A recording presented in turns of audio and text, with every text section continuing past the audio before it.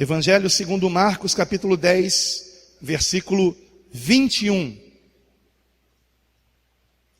Nós não vamos ler o versículo completo, vou ler apenas a primeira parte dele, onde está escrito: E Jesus, olhando para ele, o amou e lhe disse: falta-te uma coisa.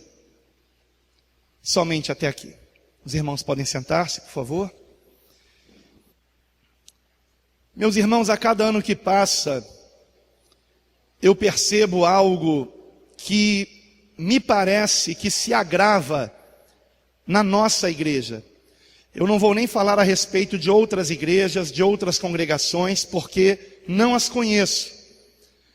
Mas, eventualmente, ao longo de cada ano, eu não sei quantos já notaram isso, de vez em quando, ao final de uma pregação, no momento da oração final, após a mensagem, aquela oração de ministração da palavra em nossos corações, eventualmente eu chamo perto aqui do altar aqueles que não se sentem salvos. Ou seja, eu faço a seguinte pergunta: se você não tem certeza da tua salvação, eu peço que você venha aqui perto do altar. No ano passado eu fiz isso pelo menos 2 vezes, que eu me lembre. E creio que não haja um período maior do que o de 12 meses para eu fazer isso novamente, levado pelo Espírito Santo. E eu não me canso de me surpreender, irmãos, porque me parece que a cada ano que passa a coisa se agrava. Ao invés de diminuir o número de irmãos que não têm certeza da salvação, me parece que esse número aumenta. E isso é grave. Como foi que você entrou esse ano de 2019? Certo da sua salvação em Cristo? Ou há dúvida no seu coração? Se você tivesse partido e não estivesse aqui agora, você tem certeza que estaria com o Senhor? Porque, amados, o apóstolo Paulo tinha essa certeza. Escrevendo aos Filipenses, ele disse que estava alegre no Senhor, se regozijava no Senhor, mesmo estando na prisão, porque para ele o viver é Cristo, e se estar preso por amor a Cristo faz parte de seguir a Cristo, então glória a Deus por isso. E o morrer é lucro. Então ele dizia: eu estou em aperto, querendo estar com Cristo, porque isso é incomparavelmente melhor. Mas, se estar na carne, ou seja, se ainda estar aqui nesse mundo, der fruto para a glória de Deus, então eu já não sei o que escolher. Melhor é estar aqui por enquanto. E da mesma forma me sinto eu. Ontem conversei com um amigo que é pastor, que nesse ano ele teve 2 infartos, e ele me disse que no segundo ele estava preferindo partir, sabendo que se partisse estaria com Cristo, e isso é incomparavelmente melhor, irmãos. Mas você tem essa paz? Você tem essa certeza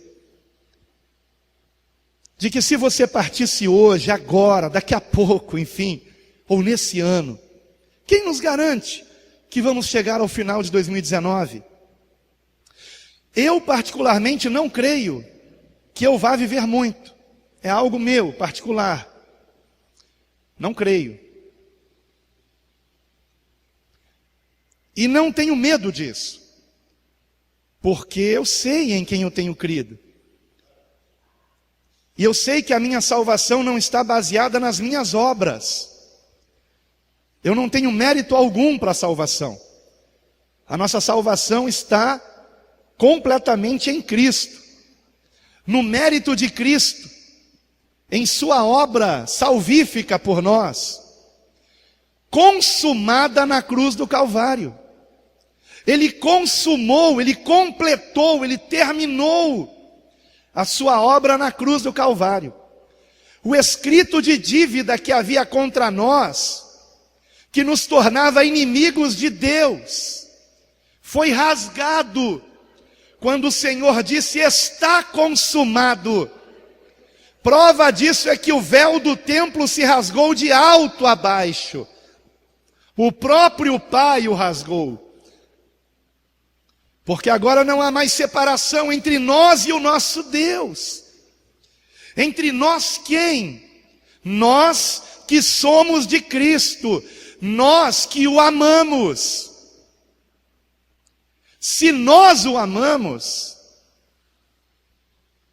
o que Jesus fez por nós nos comove, nos toca profundamente, nos leva a uma transformação. Porque tivemos esse encontro não com um filho de Deus que continua morto, mas o encontro com o Filho unigênito do Deus vivo, que sim, é verdade, nasceu como homem, viveu como homem e morreu na cruz, sem pecado em nosso lugar, mas que ao terceiro dia ressuscitou e está vivo. A prova de que ele está vivo é o relacionamento que eu tenho com ele. Eu sei em quem eu tenho crido e eu sei que ele vive. E que ele nunca me abandonou nos momentos mais difíceis da minha vida. Ainda que ele tenha permitido que eu passasse por vales sombrios, por momentos difíceis. Nestes mais difíceis momentos, o Senhor me salvou. O Senhor falou ao meu coração. O Senhor me trouxe novamente alegria, renovo espiritual.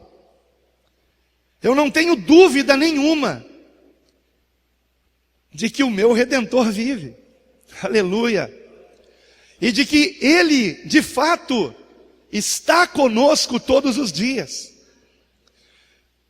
Ele nunca nos abandonou.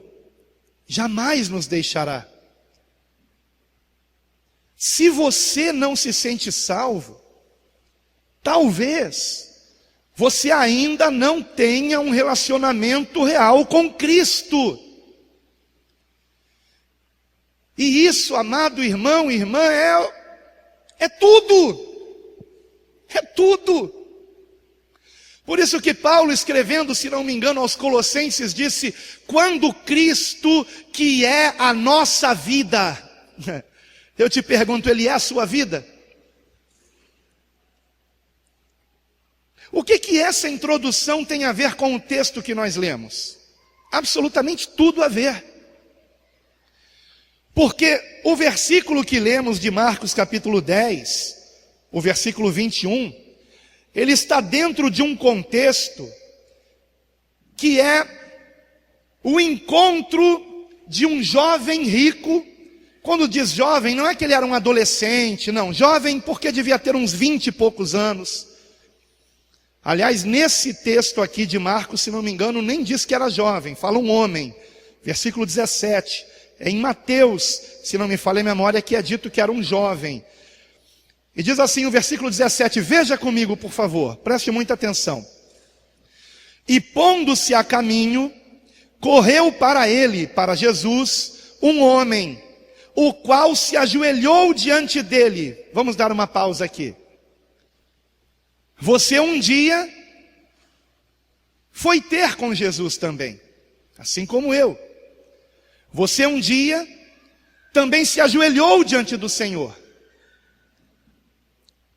Porém, o que acontece depois nessa história? Diz o versículo 17, continuando. E lhe perguntou: bom mestre, que farei para herdar a vida eterna? Esse homem estava interessado na sua salvação. E isso é maravilhoso. Porque, amados irmãos, nunca ninguém me chamou para fazer um gabinete preocupado com a sua salvação. Esse jovem aqui se aproximou de Jesus com a motivação correta. Quantos são aqueles que se aproximam de Jesus com a motivação errada? Querem um emprego, querem um carro, querem uma casa própria, querem uma namorada, querem um casamento. Quantos se aproximam de Jesus com a motivação errada? Agora, por outro lado, procurarmos Jesus pela nossa salvação, eu também não diria que é a motivação certa. Nós temos que procurar Jesus por Ele. Por Ele. Porque o próprio Senhor Jesus disse: quem quiser salvar a sua vida vai perdê-la. Mas quem perder a sua vida por minha causa, ou seja, por amor de mim, por me amar, vai salvá-la. Então por que é que você está aqui nesse primeiro culto do ano? Porque você ama o Senhor? Ou porque você quer alguma coisa do Senhor? Ainda que na melhor das hipóteses seja a sua salvação. Não, eu vou no primeiro culto do ano. Porque sei lá, né? Vai que eu não participe do primeiro culto e na quinta-feira o Senhor retira a minha vida. Hã? Você está preocupado com a tua salvação? Ou você está preocupado em agradar a Deus, em amar o Senhor? A nossa motivação tem que ser essa. O que Ele fez por nós requer de nós, amados, tudo. Tudo. A palavra nos ensina que nós temos que nos tornar dignos de tão grande salvação, amados. O que Jesus fez por mim, não há nada que eu possa fazer que se compare a isso. Então, que eu faça o meu melhor sempre, sempre, porque Ele é digno do meu melhor. Agora, a pergunta dele foi equivocada. Em primeiro lugar, apesar dele ter se ajoelhado, ele disse: bom mestre. Claro que Jesus é bom. Claro que Jesus é um mestre. Só que Ele é muito mais do que isso. Ele é Senhor. Ele é Deus. Ele não é apenas um mestre. O segundo erro foi ter dito: o que farei para herdar a vida eterna? E como ele perguntou o que farei, então o Senhor vai dizer: bom, você quer saber o que você tem que fazer? Então tente, guarde os mandamentos. Só que antes disso o Senhor fez uma pergunta para esse jovem: por que me chamas bom? Versículo 18: ninguém há bom senão um, que é Deus. Os testemunhos de Jeová, erradamente, usam esse versículo para dizer que Jesus não é Deus. Pois é exatamente o contrário, irmãos. O Senhor não está dizendo que Ele não é Deus. Pelo contrário, Ele está indagando àquele jovem: por que você me chamou bom? Você reconhece que eu sou Deus? Estão entendendo? Bom só há um, que é Deus. Se você me chama bom, nas entrelinhas está, aqui nas entrelinhas, você está reconhecendo a minha divindade? Porque realmente Jesus é bom. Por que me chamas bom? Bom só há um, que é Deus. Será que algum de nós aqui, em são juízo, diria que Jesus não é bom? É evidente que Jesus é bom. Jesus é bom o tempo todo.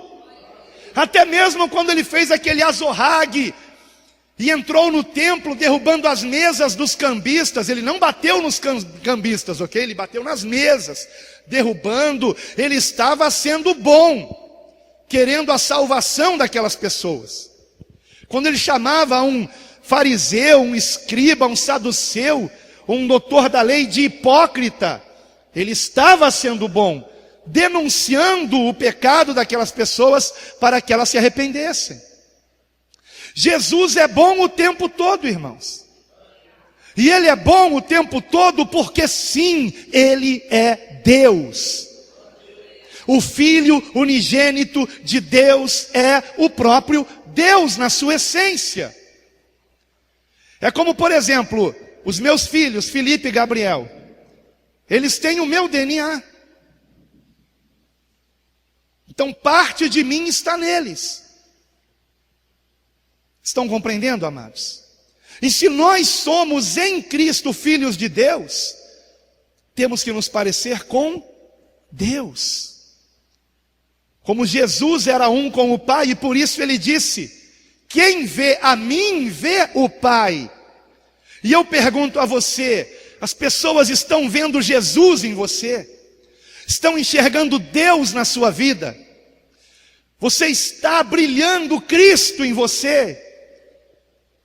Está transbordando da graça de Deus, do amor de Deus, da vida que há em Cristo, da paz que excede todo entendimento, da alegria da salvação. Vejam que a palavra diz alegria da salvação. Então não importa se eu estiver sem dinheiro, se eu estiver doente, o importante é o seguinte: eu sei em quem eu tenho crido, eu sei que Ele é poderoso, eu sei que a minha vida está guardada nele, eu sei que nele o meu nome está no livro da vida. E não importa o que aconteça nesse mundo, o importante é que eu sei que no final eu sou mais que vencedor, porque nele eu tenho a vida eterna. E de que adianta o homem ganhar o mundo inteiro e perder a sua alma? De que adiantaria isso? E esse jovem faz a pergunta errada: que farei para herdar a vida eterna? Então, já que ele fez a pergunta errada, o Senhor responde. Versículo 19: tu sabes os mandamentos: não adulterarás, não matarás, não furtarás, não dirás falso testemunho, não defraudarás alguém, honra teu pai e tua mãe. E aí diz o versículo 20: ele, porém, respondendo, lhe disse. A impressão que eu tenho é que ele interrompeu o Senhor. Ele interrompeu o que Jesus estava dizendo, porque Jesus não citou todos os mandamentos aqui. E disse: mestre. Vejam que de novo ele chama Jesus de mestre, não chamou ele de Senhor. Tudo isso tenho guardado desde a minha mocidade. Acabou de mentir. Se alguém conseguisse guardar todos os mandamentos, Jesus não precisaria ter vindo ao mundo. Como diz Paulo, todos pecaram e destituídos estão da glória de Deus, sendo justificados gratuitamente pela sua graça, pela redenção que há em Cristo Jesus. Então o Senhor deu uma oportunidade a ele. Por que me chamas bom? Bom só há um que é Deus. E eu imagino que quando o Senhor fez essa pergunta, o jovem ficou calado. O que ele deveria ter feito? Reconhecido que Jesus Cristo é Deus. Ele deveria ter dito: eu reconheço que não posso me salvar, mas que eu estou diante do meu Salvador. Eu estou diante do meu Salvador. Mas não aconteceu isso.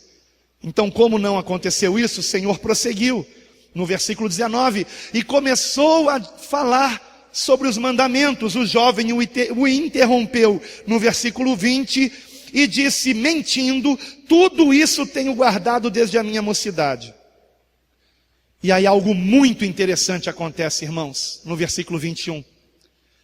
Jesus, olhando para ele, que foi o versículo que nós lemos no início, Jesus, olhando para ele, o amou. Olhando para ele, o amou. Jesus olhou para aquele jovem e o amou. Mesmo aquele jovem não o tendo reconhecido como Cristo, mesmo aquele jovem querendo ganhar a salvação com os próprios esforços, Jesus o amou. Mas como terminou essa história, irmãos? Se Jesus o amou, então ele foi salvo. Não, irmãos, infelizmente não. Essa é uma das histórias mais tristes das Escrituras. É muito triste mesmo. Porque, queridos irmãos, vejam o que vai acontecer a seguir. O Senhor diz a ele: falta-te uma coisa. Vai, vende tudo quanto tens e dá aos pobres, e terás um tesouro no céu. E vem, toma a cruz e segue-me. E segue-me. O Senhor estava chamando aquele homem para ser um apóstolo. A mesma coisa que o Senhor disse para Mateus, para Pedro e Tiago, para João, para André: segue-me. Todos esses que eu citei agora, imediatamente largaram tudo e seguiram o Senhor. Mas esse homem, esse jovem, diz o texto, que ficou pesaroso desta palavra, versículo 22, e retirou-se triste, porque possuía muitas propriedades. Ele era rico. E ele não sabia que na realidade ele nada possuía, antes pelo contrário, ele era possuído pelas propriedades que pensava ter. E a prova de que esse homem se perdeu espiritualmente falando, está no versículo 23. Então Jesus, olhando em redor, disse aos seus discípulos: quão dificilmente entrarão no reino de Deus os que têm riquezas. Agora vejam que interessante. O Senhor Jesus não disse isso para todos com quem ele, ao longo do seu ministério público, teve um diálogo, uma conversa pessoal. Por exemplo, para Zaqueu, que é uma história que ocorre não muito depois desse fato aqui do jovem rico, não me lembro, creio que não em Marcos, mas em Lucas. Não em Marcos, mas na passagem paralela em Lucas. Oi? De Lucas, né? Lucas 19, obrigado, pastor. Em Lucas 19 nós temos a história de Zaqueu. Jesus tem um encontro com Zaqueu, passa algumas horas na casa dele, e no final daquele encontro, Zaqueu toma uma decisão. A decisão de dar metade dos bens dele aos pobres. Não deu tudo, deu metade. E foi uma decisão de Zaqueu. Aparentemente não foi uma ordem do Senhor. Mas quando Zaqueu disse aquilo, e disse que também restituiria a alguém que ele havia defraudado, o Senhor faz uma declaração: hoje entrou a salvação nessa casa. Zaqueu estava perdido, mas foi achado.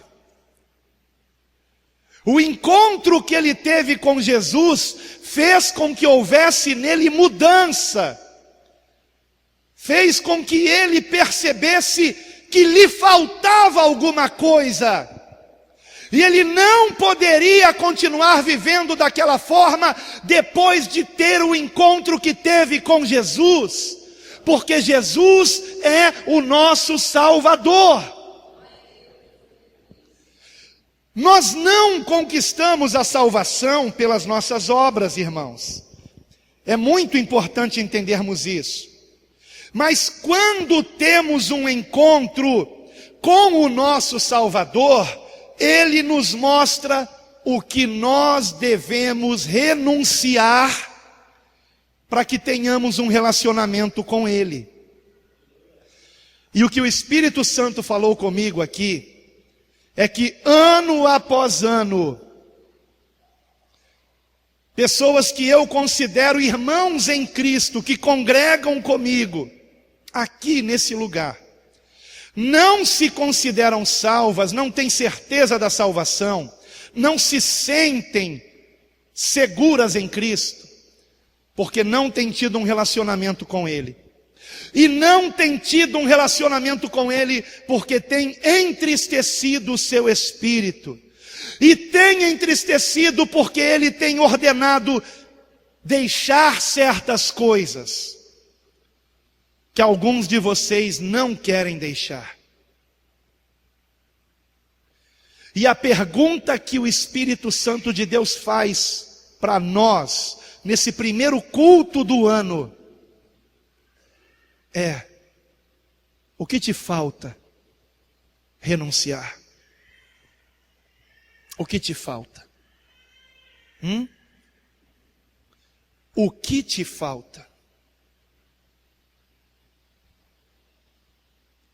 O que o Espírito Santo já mandou você parar de fazer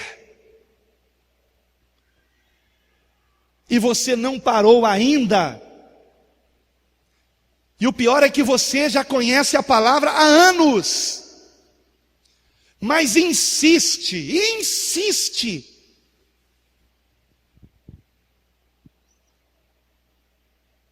e fica brincando com coisas que aparentemente podem até não parecer pecaminosas, mas que estão contaminando o teu coração, estão entristecendo o Espírito Santo.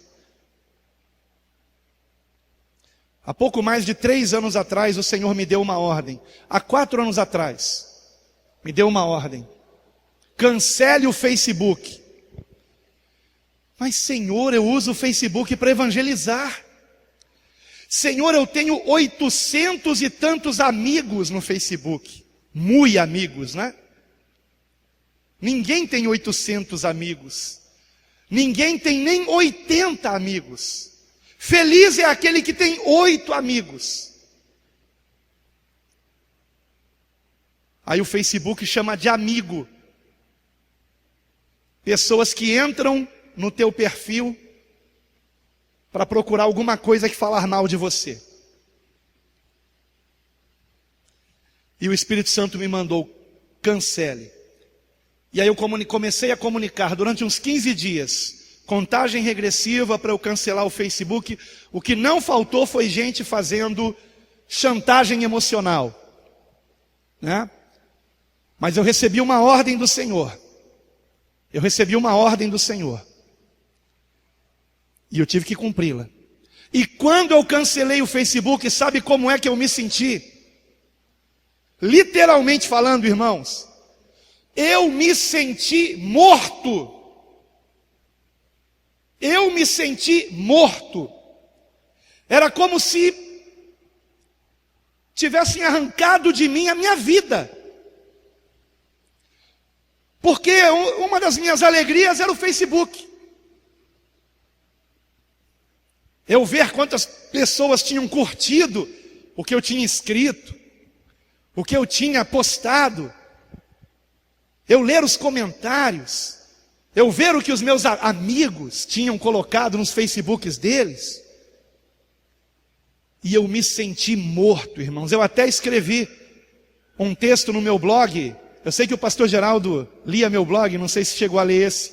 Facebookicídio foi o título desse artigo. Facebookicídio. Aonde eu escrevi ali como que eu estava me sentindo morto. E foi só então que eu me dei conta de que o Facebook era um ídolo na minha vida. E eu não sabia. Depois disso, o Espírito Santo falou comigo para que eu cancelasse a Sky.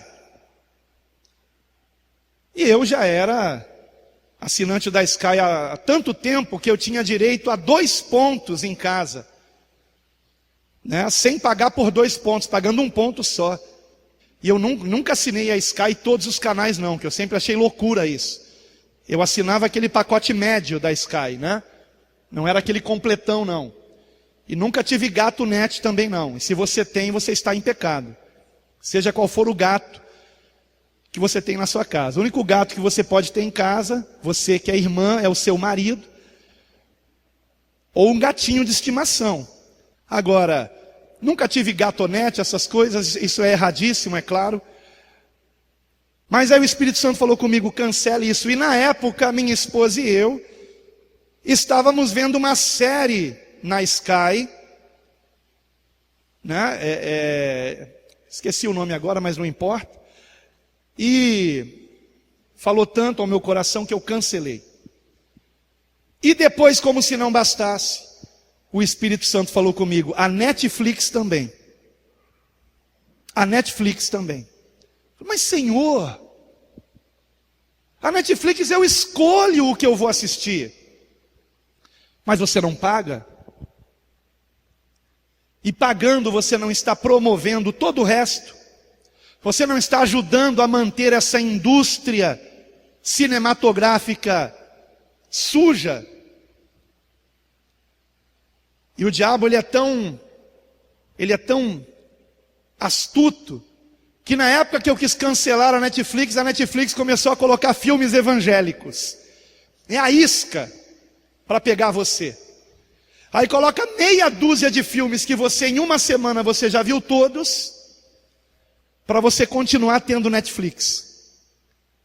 E a verdade é que 99% daqueles filmes tem conteúdo erótico.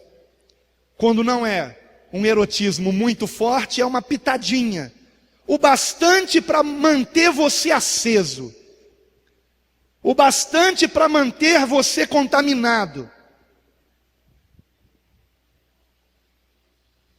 E aí então, a prova de que eu deveria cancelar o Netflix chegou no dia em que o meu filho Gabriel falou comigo, pai, por que você não cancela o Netflix? Por quê, meu filho? A gente quase não assiste isso. E aí quando ele disse aquilo, eu não pensei duas vezes, é de Deus. E cancelamos o Netflix também. E amados, uma coisa eu vou dizer para vocês. Eu pude sentir em mim a alegria do Espírito Santo. E o progresso espiritual na minha vida. Além de eu encontrar mais tempo para minha família, encontrei mais tempo para orar, mais tempo para ler a Bíblia, mais tempo para atender aos irmãos. Vocês não têm noção do quanto isso contamina. Eu estou dando um exemplo aqui. O Espírito Santo está falando com você. Para esse jovem rico faltava ele vender as propriedades que o estavam possuindo, ao invés dele as possuir. Para Zaqueu faltava ele dar metade dos bens aos pobres. Para aquela mulher samaritana, faltava ela chamar o marido dela. Vai e chama o teu marido. Para Nicodemos, faltava ele nascer de novo.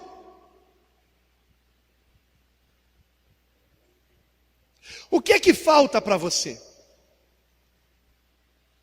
O que é que falta para mim? Eu também me faço essa pergunta. Senhor, como é que o nosso relacionamento pode ser mais íntimo nesse ano e daqui para frente? O que é que está te desagradando? O que é que está atrapalhando a minha caminhada contigo? Jesus queria que esse homem o seguisse, mas como que ele iria segui-lo sendo dono de N propriedades? Transportando isso para os nossos dias, toda hora tocando o seu celular, chegando mensagem no WhatsApp. Aliás, na virada do ano o Senhor falou comigo sobre o WhatsApp. Eu vou mudar de número. E me perdoem os contatos da internet. Irmãos, já são mais de 800 contatos aqui. Se eu fosse mostrar para vocês aqui, deixe-me ver, nesse preciso momento, vocês não vão acreditar no que eu vou dizer aqui para vocês, mas é verdade. Nesse preciso momento, 796 mensagens de 139 conversas. Está escrito aqui, no WhatsApp.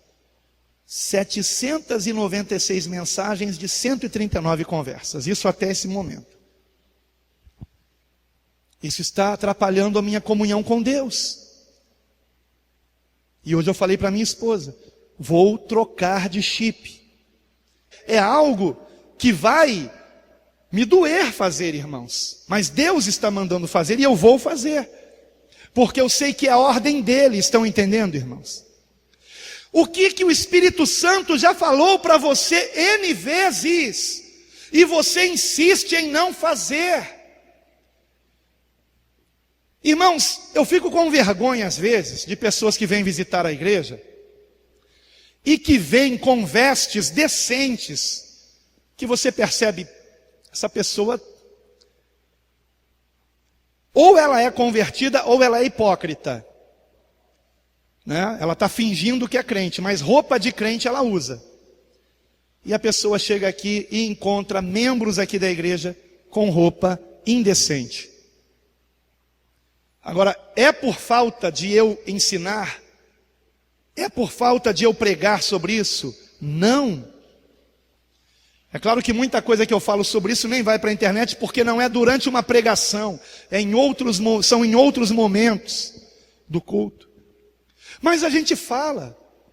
E amados, não fala só através, o Espírito Santo não fala só através de mim, não. Outro dia falou através do pastor Robson a mesma coisa. O Espírito Santo está falando com a igreja. Mude as suas vestes.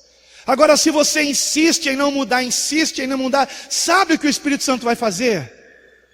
Ele simplesmente não vai ter comunhão contigo. Não vai habitar em você.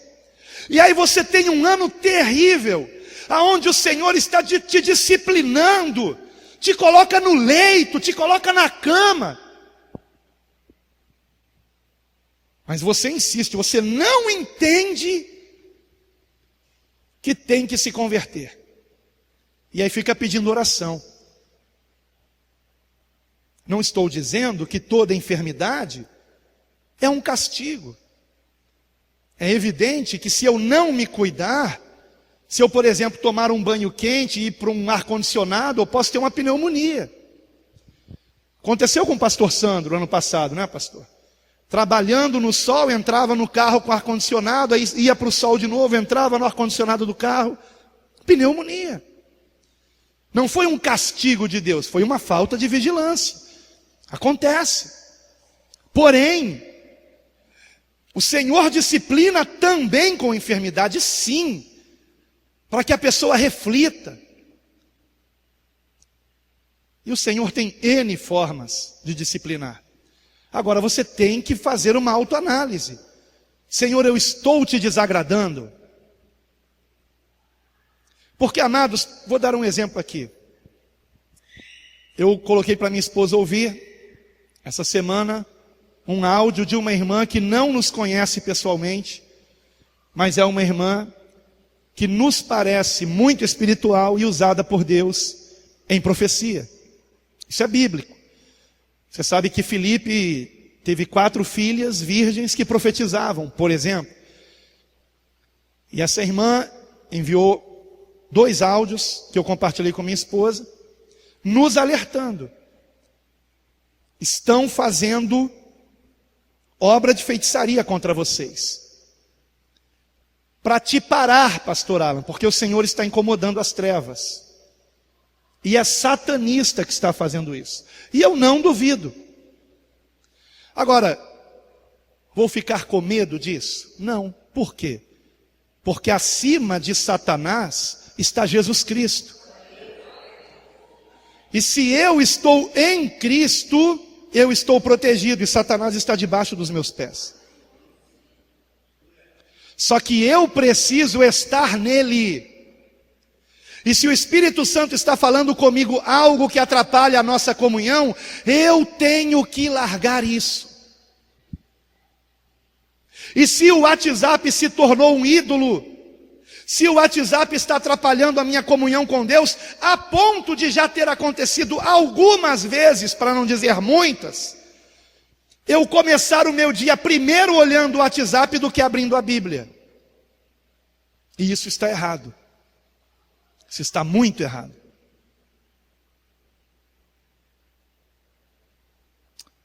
Então eu estou contando isso aqui apenas para servir de exemplo. Porque se vai doer para você fazer o que o Senhor está mandando você fazer, como doeu eu cancelar o Facebook, por exemplo, cancelar a Sky doeu menos e cancelar a Netflix doeu menos ainda, porque a gente vai já sabendo que obedecer a Deus traz alegria, traz paz, traz crescimento espiritual, gera frutos, irmãos, para a glória de Deus.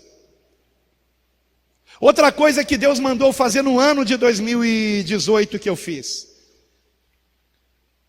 foi mudar o nome do meu canal no YouTube, que era Alan Capriles, e o canal estava crescendo, já estava com mais de 50 mil inscritos, e aqui, nesse altar, aqui atrás desse púlpito, numa oração, o Espírito Santo falou comigo: tire o seu nome desse canal, e dê para mim a glória. E aí eu mudei o nome para A Deus Toda a Glória. E resultado, para minha surpresa, eu não pensei que fosse acontecer antes da virada do ano. Mas faltando, creio que 2 dias para acabar o ano de 2018, o canal passou dos 100 mil inscritos. Para a glória de Deus. Para a glória de Deus. Então vale a pena obedecer a Deus, irmãos. Vale a pena obedecer a Deus. Aquele que se humilhar será exaltado. Talvez o contrário esteja acontecendo com você. Você tem sido humilhado, humilhado e humilhado. Por quê? Porque você se exalta. Porque você não se dobra. Porque você é soberbo, orgulhoso. Não reconhece seus erros. É do tipo que diz: eu não levo desaforo para casa.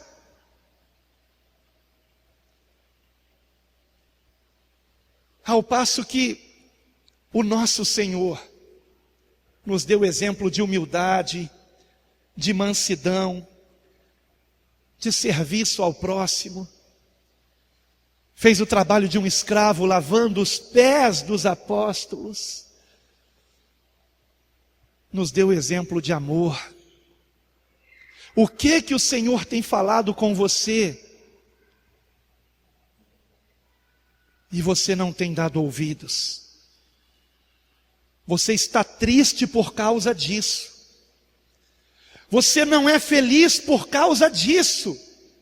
Porque o Senhor está requerendo de você mais intimidade. E para que haja essa intimidade é preciso haver renúncia. O próprio Senhor Jesus disse: aquele que não renuncia a tudo quanto tem não pode ser meu discípulo. Lucas capítulo 14, versículo 33.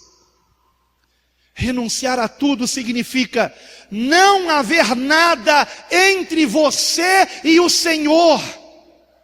Não há nada entre nós, não há nada que atrapalhe o meu relacionamento com o meu Senhor.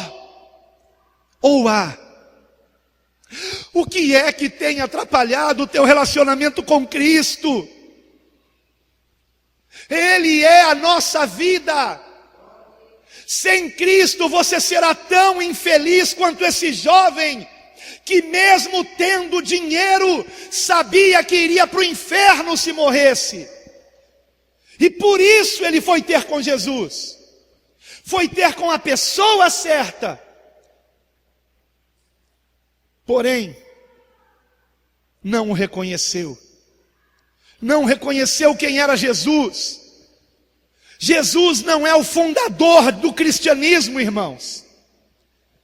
Jesus não é o líder de uma religião criada por homens. Jesus não está em pé de igualdade com Buda, com Maomé, com Allan Kardec. Não. Os ossos de todos esses estão nesse mundo. Mas se você procurar os ossos de Jesus, onde ele foi enterrado, lá há uma placa escrito em ouro: ele não está mais aqui, porque ele ressuscitou. Ele está vivo, e ele está vivo porque ele te ama, porque ele quer um relacionamento com você. Aleluia, glória a Deus, louvado seja o Senhor. Ele quer um relacionamento com você. Mas você quer um relacionamento com Ele? Ser cristão não é apenas ter uma Bíblia, usar uma roupa decente e quarta e domingo participar de cultos. Ser cristão também não é apenas seguir moralidade, como esses mandamentos aqui: não adulterar, não matar, não furtar, não dizer falso testemunho, não defraudar qualquer pessoa que seja, honrar pai e mãe. Tudo isso aqui é consequência de sermos cristãos. Sermos cristãos é sermos de Cristo. Sermos cristãos significa termos um relacionamento com Deus. Relacionamento, intimidade. Entenda uma coisa: naquele grande dia, ou o Senhor dirá para nós: vinde benditos de meu Pai, ou Ele dirá: nunca vos conheci. E essa palavra nunca é muito reveladora. Nunca é nunca. Como assim nunca vos conheci? Jesus não sabe de tudo? A resposta está nessa palavra conhecer, no grego. Esse verbo no grego significa ter relacionamento. Em outras palavras, vocês nunca tiveram relacionamento comigo. Vocês nunca me amaram. Mas se alguém ama a Deus, esse é conhecido dele. Esse é conhecido dele. Então tudo se resume nisso. Você diz que ama Jesus, e Jesus realmente ama você, mas não se esqueça que Ele amou aquele jovem, e aquele jovem se perdeu.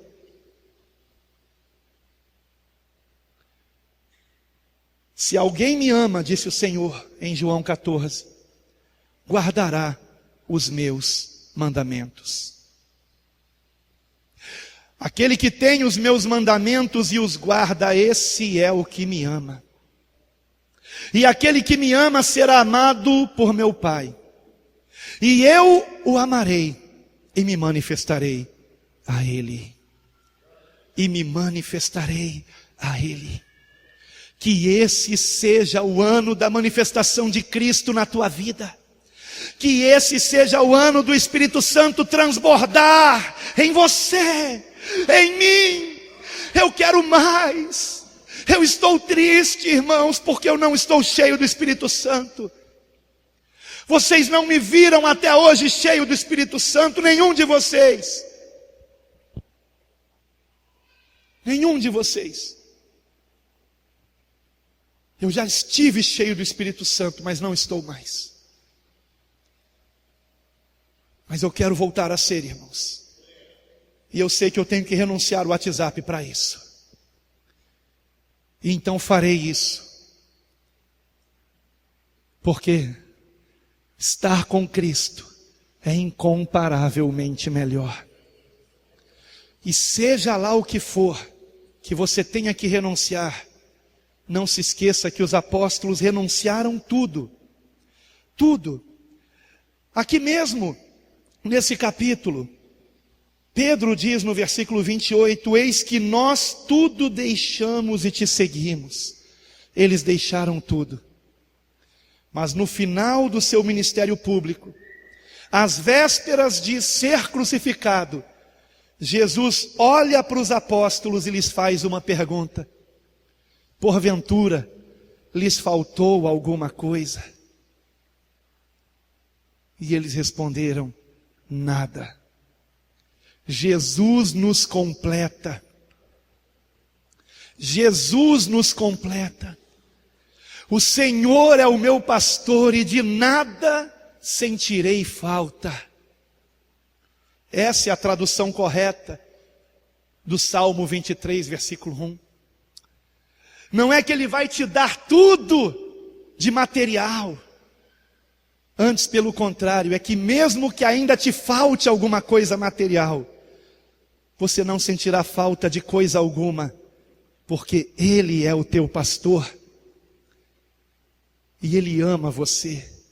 E o amor dEle te basta. Te faltou alguma coisa? Nada. Isso está em Lucas 22, versículo 35, se você depois quiser conferir. Porventura te faltou alguma coisa? Um dia, há 20 anos atrás, eu deixei um emprego promissor. Deixei uma casa em Ponto de Laje, casa própria, em Pedra de Guaratiba. E obedecendo a direção de Deus, vim com meu filho Felipe, recém-nascido, para São Gonçalo. Eu posso dizer para vocês, nunca me faltou nada. Quem conhece a história sabe, eu vim com minha família para morar dentro de uma sala de escola bíblica infantil de uma igreja. Uma sala tão pequena quanto esta sala que nós temos aqui. No dia de culto nós tínhamos que guardar tudo nosso para que a sala voltasse a ser sala de escola bíblica infantil. E era culto 3 vezes na semana. O banheiro que usávamos era o banheiro da igreja. A geladeira que usávamos, a geladeira da igreja. O fogão era o fogão da igreja. Não tínhamos sossego, era o dia inteiro gente batendo na porta. E depois que souberam, né, que tinha alguém morando lá, então aí é que foi todo dia, toda hora. Mas estávamos alegres, felizes, porque sabíamos que estávamos na direção de Deus. Nunca nos faltou nada, para a glória de Deus. O nome disso é fé. Fé. Fé. Quem tem fé não espera acontecer para depois fazer. Simplesmente obedece e o resto é com o Senhor. Nós damos o primeiro passo, como disse o Cleiton na sua pregação. Você lembra da frase, Cleiton? Fé é... Fala bem alto. Muito bonito isso. Fé é botar o pé e esperar Deus colocar o chão. É isso? Fé é colocar o pé para Deus colocar o chão. Quantas são as pessoas que estão esperando primeiro acontecer alguma coisa na sua vida, para só então obedecer o chamado de Deus na sua vida? Se Deus está chamando você para o ministério, se entregue, vá, obedeça, renuncie, confie. Ou você não crê que o teu Deus te ama e que Ele jamais vai colocar você na obra sem te dar amparo? Como diz o ditado, Ele não chama os capacitados, mas capacita os chamados. Ele vai te capacitar. Ele vai honrar a sua fé. Porque Ele é Deus. O problema é que há tanta incredulidade hoje, irmãos. Confie no Senhor. O que Ele mandar você fazer, sempre estará pautado na sua palavra. O Senhor nunca vai mandar você fazer algo contra a sua palavra, contra a Escritura. Então, como que você vai identificar se é Deus? Está dentro da palavra, é algo de acordo com a palavra, provavelmente é Deus. Você quer ter certeza se é Deus realmente? Então ore, peça sinais, peça confirmação, mas Ele vai confirmar, e quando Ele confirmar, obedeça, em nome de Jesus. Senhor, esse negócio de eu parar de ver televisão, é a tua vontade mesmo? Quem não conhece a palavra, não entende. Então, leia a Bíblia. Claro que é a vontade de Deus. Porque hoje é impossível assistir televisão e não se contaminar. Até nas propagandas, a gente é contaminado. Então, converse com o Senhor. Está tão perto a vinda de Cristo, irmãos. Se há uma palavra que precisa ser algo imperativo na nossa vida, é: prepare-se. Este é o tempo da preparação. Prepara-te para encontrares com o teu Deus. Eu não sei quanto tempo nós temos, mas eu sei que não é muito. O Senhor me deu o sonho em 2018 com 3 orientações. Estejam unidos, tenham sabedoria. Agora falta pouco. O pouco de Deus é diferente do nosso. O pouco de Deus talvez não sejam dias, semanas, nem meses. Talvez sejam anos, mas eu não creio que sejam décadas, não. Então, se na melhor das hipóteses tivermos 10 anos pela frente até a vinda de Cristo, e é bem provável que seja isso mesmo, você vai esperar até quando para renunciar às coisas desse mundo e se encher do Espírito Santo? Hã? Até quando? O dia é hoje, a hora é agora. Eu quero convidar você a fazer uma oração muito pessoal com Deus, na qual você dirá a Ele o que é que você tem que renunciar e que você vai renunciar. E se você não tem certeza, nessa oração peça um sinal. Peça um sinal. E Ele vai te responder. Mas ore com fervor. Mas cuidado, porque o mesmo Deus que nos permite pedir sinais quando necessário, por questão de prudência apenas, também nos ensinou a não tentá-lo. Não tentarás o Senhor teu Deus. Não irrite a Deus. Não brinque com Deus. Se você sabe que tem que fazer uma coisa, faça, obedeça. Se tem que largar um pecado, largue. Nós temos que largar qualquer pecado, qualquer um que seja. Não brinque com o pecado. Irmãos, estão fazendo obra de feitiçaria na África contra mim. Foi dito na revelação, e eu não duvido, irmãos, porque a internet é uma coisa mundial. É mundial. E há pessoas inscritas no meu canal de vários países da África. Aqueles que são de língua portuguesa entram em contato comigo.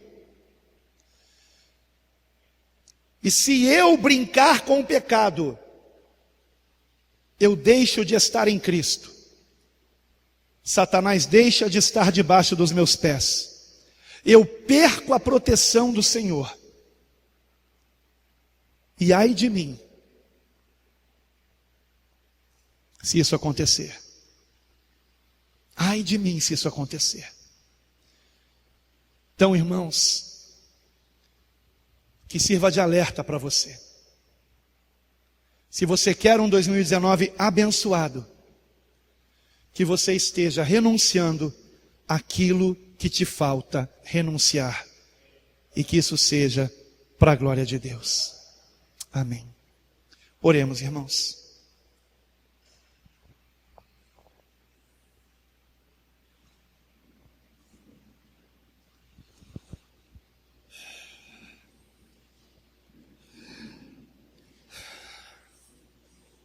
Amado Deus, Pai Celestial,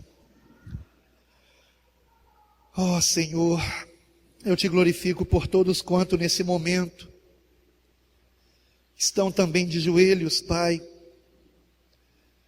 Estão também, Senhor meu Deus, se humilhando na Tua presença. E Pai, a minha oração é que cada um esteja, Senhor, tomando a sua decisão de Te obedecer, Pai. Assim como o Senhor deu uma ordem àquele jovem, para que ele vendesse tudo quanto possuía, e desse o dinheiro aos pobres, para que tivesse um tesouro nos céus, e então ele o seguiria. Da mesma forma, Senhor, o Senhor fala ao nosso coração aquilo que nós temos que renunciar, para que a nossa intimidade contigo não seja prejudicada, para que não venhamos entristecer o Teu Espírito Santo. Senhor, cada um tem a sua história, cada um tem a sua fraqueza, cada um dará contas de si mesmo ao Senhor. Então, Pai, eu te peço, fala com cada um de nós, Senhor. O Senhor já falou comigo sobre o WhatsApp, e eu quero te obedecer, Senhor. Eu quero te obedecer, Senhor. Eu vou te obedecer, Senhor. Para a glória do Teu nome, eu vou te obedecer, Senhor. E eu te rogo, Senhor, que todos aqui, Senhor, estejam seguindo o exemplo do Teu servo, que quer ser imitador de Cristo, Senhor. Eu quero imitar a Cristo, eu não quero que haja nada na minha vida que venha interferir no nosso relacionamento, que venha roubar o tempo que eu tenho que dar a Ti em oração e meditação da palavra, e assistência aos meus irmãos em Cristo, as ovelhas do Senhor que Tu me confiaste pastoreá-las. Ó Senhor, eu quero cumprir a missão que Tu me deste, Pai. E cada um de nós aqui tem sido chamado por Ti, Pai. O Senhor tem uma missão para cada um de nós. Que venhamos, ó Pai querido, obedecer a Ti. Como nos ensina a Tua palavra, Pai. Que venhamos, ó Pai querido, nos humilharmos e chorarmos, que a nossa alegria se converta em pranto, que venhamos nos humilhar na Tua presença, Senhor, para que a seu tempo o Senhor venha nos exaltar para a Tua glória, Senhor, que seja para a Tua glória, Pai. Ajuda-nos, Pai, a não sermos orgulhosos, a não sermos soberbos, ajuda-nos, ó Pai, a diminuirmos para que o Senhor cresça, Pai. Ajuda-nos, Pai, a não querermos imitar esse mundo. Ajuda-nos a não termos vergonha de sermos diferentes. Antes, pelo contrário, que isso nos traga alegria, por sabermos que não somos mais desse mundo, Pai. Que o Teu nome seja glorificado em nós, Senhor. Ajuda-nos, Pai. Fortalece aquele que está fraco, Pai. Levanta o que está caído, Senhor. Restaura, Pai, a alegria da salvação. Ó Senhor meu Deus, que todos, ó Pai, estejam Te obedecendo. Que tenham paz no coração, sabendo que agora não são mais inimigos do Senhor, mas sabendo que agora são amigos, são filhos do Senhor, Pai. E podem confiar que estão salvos, Pai. Que para a Tua glória, todos aqui sintam a Tua presença, tenham um relacionamento contigo restaurado, e tenham, Senhor, a alegria da salvação, para a glória do Teu santo nome, Pai. Que venhamos transbordar da Tua presença, não somente nesse ano que se inicia, mas em todos os anos da nossa vida, até que o Senhor nos leve ao teu encontro para sempre. E isso é incomparavelmente melhor. Que assim seja, Pai, para a tua glória, em nome do Senhor Jesus, a quem amamos e queremos servir para sempre. Amém.